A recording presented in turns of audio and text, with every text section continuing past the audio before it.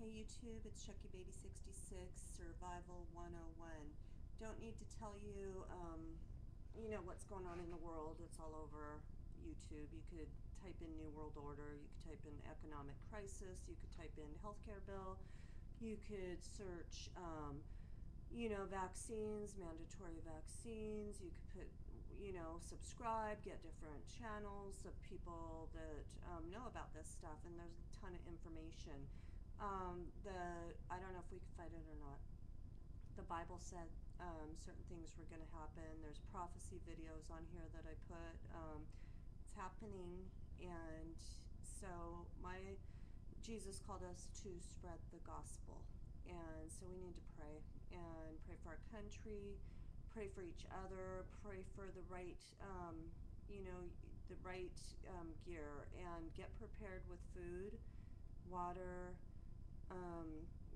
the everything you need. There's a blog I have, I believe, a link to. It's my blog, and there's sites for gold and silver and survival gear and dehydrated food and different things you could get. But there's lots of places you could go. This is a good site though because it has the Bibles too. So get a Bible, read it, look at prophecy, watch what's going on down, because pretty quick here, if it's true, they could ask you to put a chip in your hand and it seems like a good idea on the surface, that it will help you with your medical records, and if your kids get abducted, you'll know where they are, and but they'll have total control. And there's some other stuff that's going on too. There's tons of videos you could look at, but don't do it. Pray to God, give your life to Jesus today, get right with him. I'm praying for me to be right, to change some of the stuff within my own life, and that's starting to happen, and it's really hard because it's taking people and things out of my life that I really didn't want to let go. And I haven't done it all the way, but he's working, and it's the time is short. And if it's not, then I'm wrong. Cool, that's okay. But if I'm right, you want to be prepared. None of us know what tomorrow brings. None of us. So, my mom left about a year and 4 months ago. My dad last year. My uncle 3 years ago.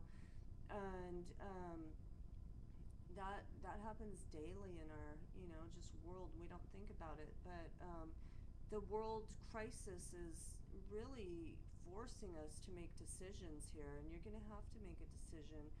And ultimately, it's not just about liberty, it's about the ultimate decision from good and evil and what you're going to believe in. So that's my commandment, is to spread the gospel. I'm not a preacher.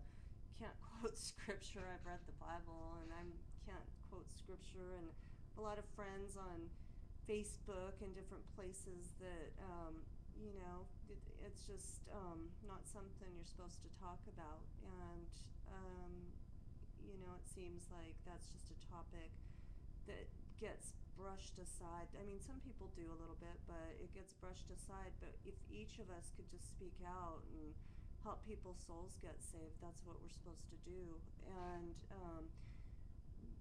and fight the darkness with light and love and prayer. God's bigger than all of this. He's bigger than everything. He's in control. He knows what he's doing. And Jesus, he said that he sent his son to save us. So John 3:16, read that. It's the first step. And every day I have to redo it. I try to take it back all the time, but he is working in my life, and I know I won't take that mark.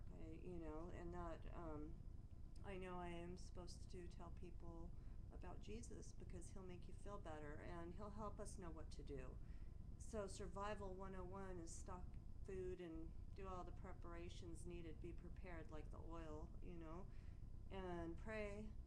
Give your life to God, get right with him, and tell your kids and family, make sure that they know what's going down, and pray about them and pray over them.